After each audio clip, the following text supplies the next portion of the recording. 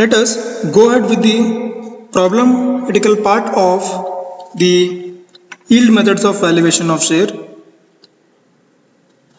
The problem based on valuation of rate of dividend.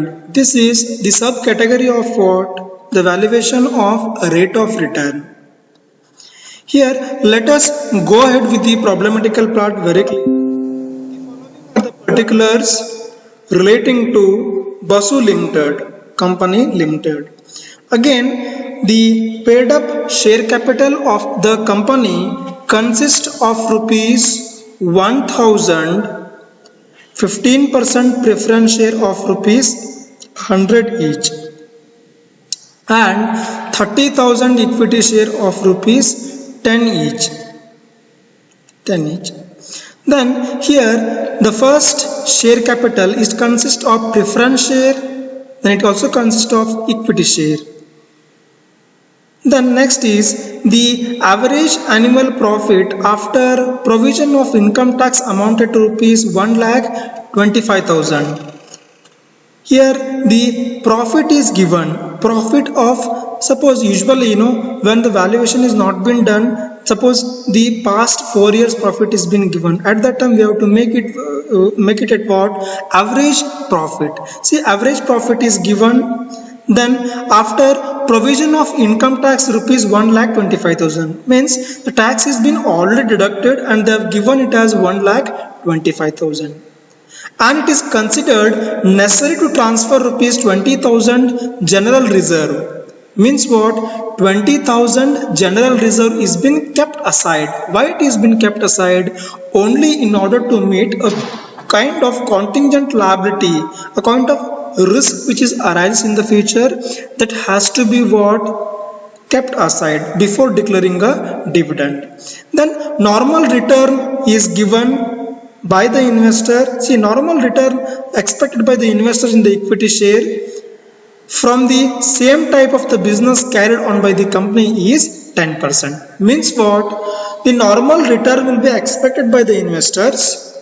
Then company is also having the what?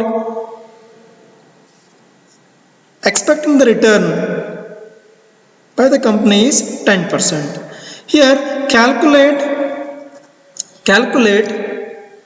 the value of an equity share on the basis of yield method, right? Yes. Then next here is the valuation of the equity share based on the dividend yield method. Okay, then what is the main formula available? Let us write. Therefore, value of a share is equals to paid up value per share, into expected rate of return divided by expected rate of dividend divided by normal rate of return, NRR. Then here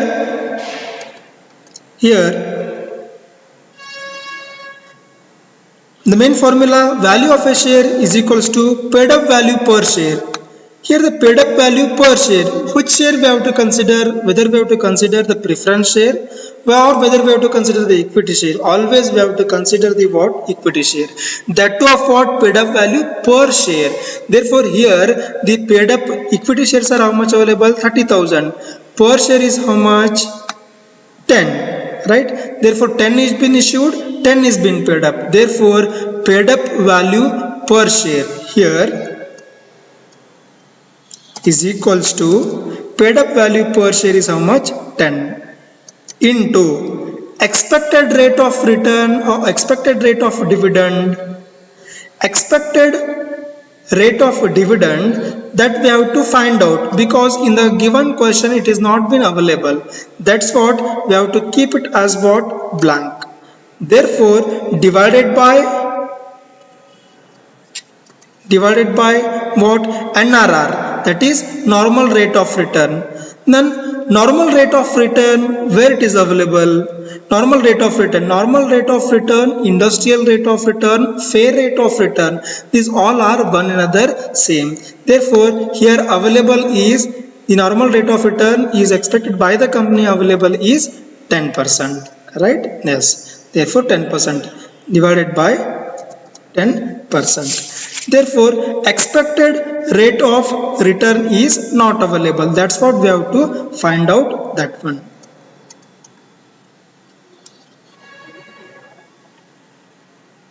Therefore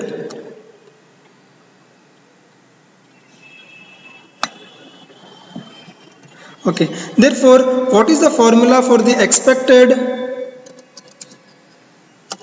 rate of dividend is equals to profit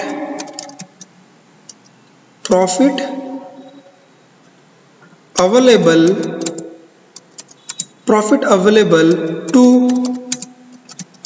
equity shareholder, profit available to equity shareholder divided by profit available to equity shareholder into 100 divided by equity divided by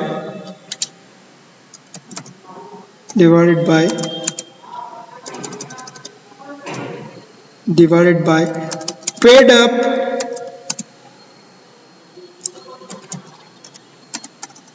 up equity share capital.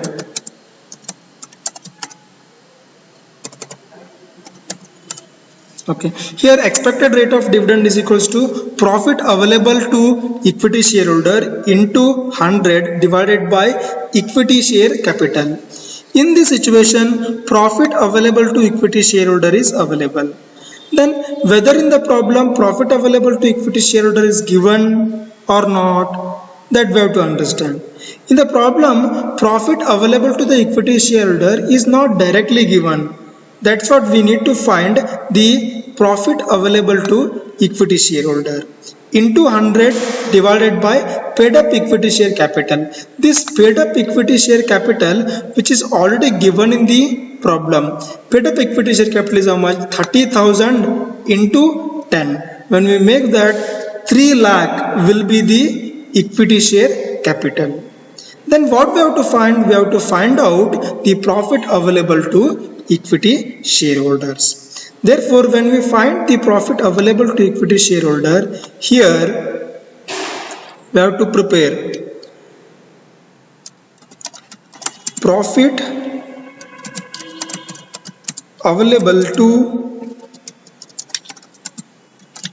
equity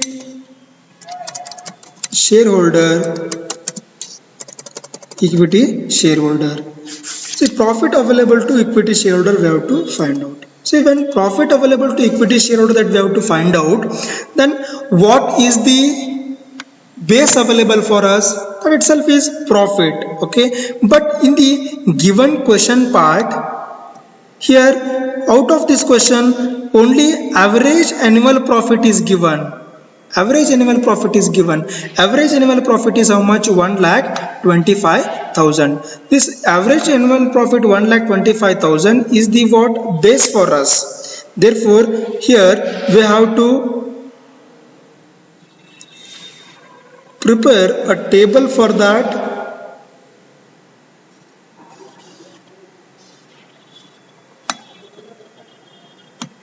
Here particulars, then here amount, right? Yes, then particulars is available. Then in case of particulars we have to find out the profit available to equity shareholder.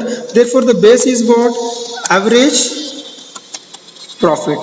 In the question already, as in the discussed in the question, average profit is given how much? 1,25,000, right? Then out of the average profit which is given in the question, they have already deducted the tax and they have given the amount of profit after the tax. If not given, that we have to deduct the percentage of tax on the profit, then later we have to find out the average profit after the tax, right? Then here once after that in the given question he has said that after this, it is considered necessary to transfer rupees 20,000 general reserve before declaring any dividend to shareholder.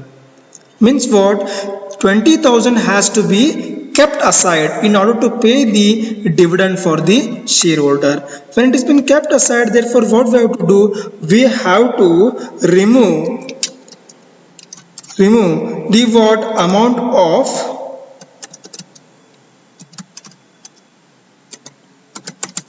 transfer of GR. See, when we remove the GR amount which is kept aside in order to meet with the contingent liability for the future, right? At that time, the amount of general reserve that has to be kept aside, the amount of general reserve is how much? 20,000, right? Here, once after when we remove 1,25,000 minus 20,000 GR, how much is available? 1,05,000. Right? Yes. Once after that, the main intention for us is to calculate what the profit available to equity shareholder. Therefore, we have to remove the amount of